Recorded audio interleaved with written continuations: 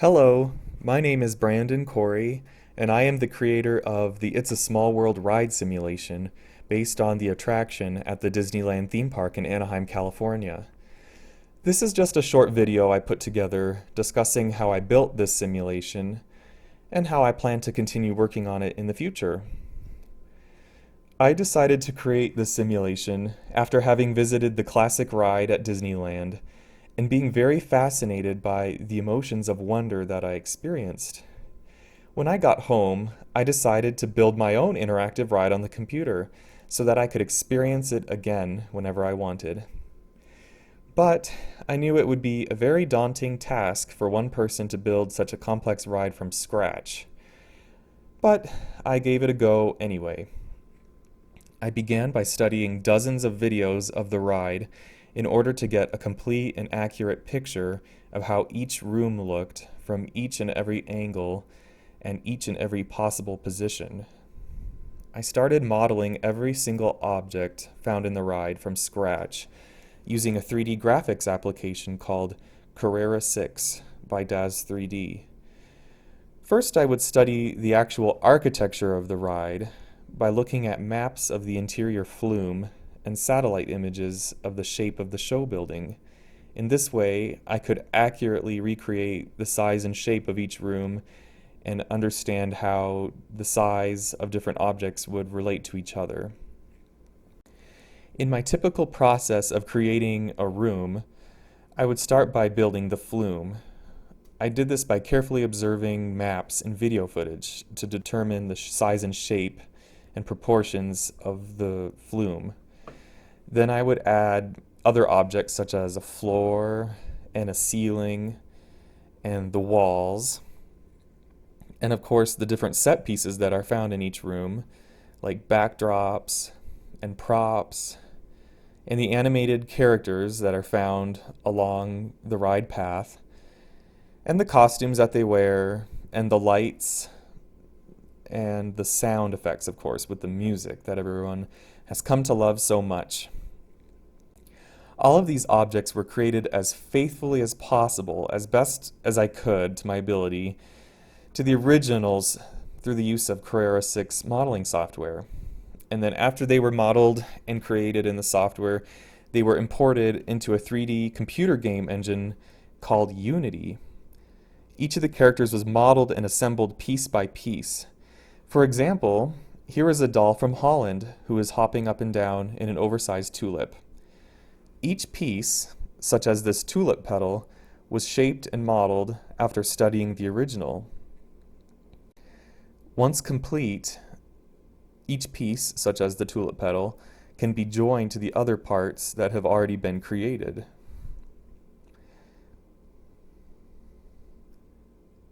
This bowl-shaped object is actually one of the doll's eyelids.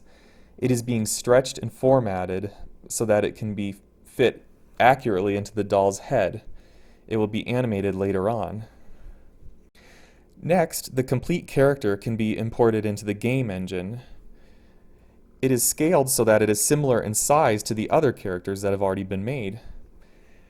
Shading and different textures are added so that the colors and appearance of the props are realistic.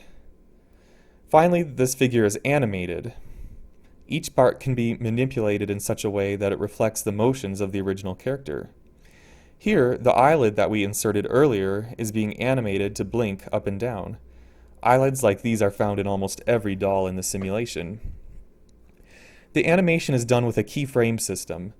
Key moments in an animation are recorded on a timeline, and the transitional movements between the keyframes are stored as tweeners. The animation is depicted as a graph and can be directly manipulated. Other objects, such as these blinking light bulbs, are animated using programs called scripts. Each light bulb has a script attached to it, which is kind of like a miniature program that controls the way it behaves. It is a set of code that I wrote in Java that generates the random blinking of the bulbs. The code contains variables, timers, and test functions that determine when a light will randomly turn on and off. I also use scripts to control the motions of other objects in the ride, such as rotating windmills and rotating platforms. Lighting also plays a major role in developing the atmosphere and mood in the simulation. Once an object is inserted into a scene and correctly positioned, such as this hedge horse here, a carefully oriented virtual spotlight can really bring the object to life.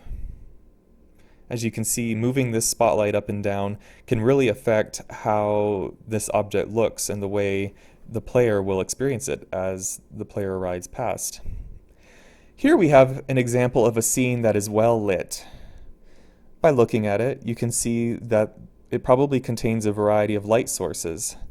Some are different colors and some are brighter than others.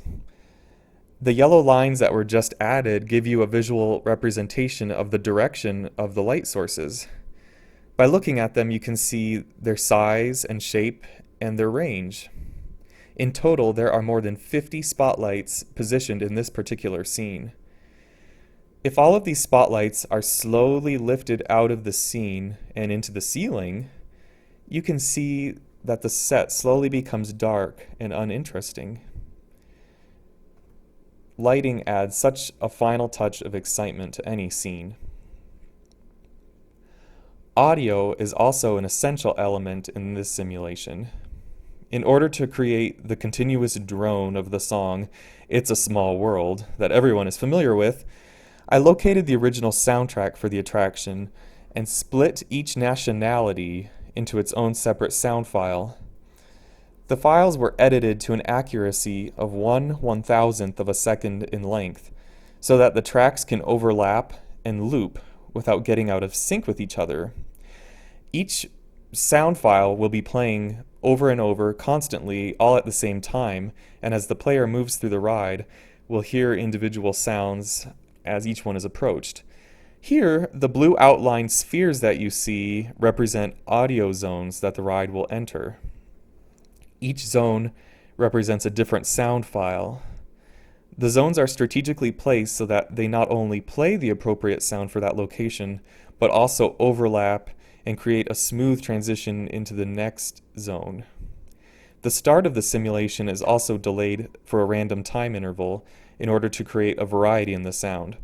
In this way, the music is different and unique during each ride. Even though what you're looking at right here, the sound files are contained inside different rooms, the rooms are invisible so that you can see the sound files better. Probably one of the most challenging parts of this simulation was building the external facade. After referencing many photos of the actual facade, I started to build it piece by piece. Here we can see small portions of a tower and all the individual components that go into making those towers. Pieces like these were modeled and assembled individually to produce the final, complete facade made up of hundreds of pieces. Finally, elements such as sky, sunlight, and windmills were added to create a final scene. To add more realism, a terrain was created by painting a relief map that matches the contours of the flume and the facade. Hundreds of trees were added to create a virtual forest. And of course, the beloved steam locomotive, complete with smoke particle emitter. In short, this was my journey in a nutshell of creating my own It's a Small World right at home. Although I have been working on this simulation for more than a year, it is still only halfway completed. I hope to finish in the next year.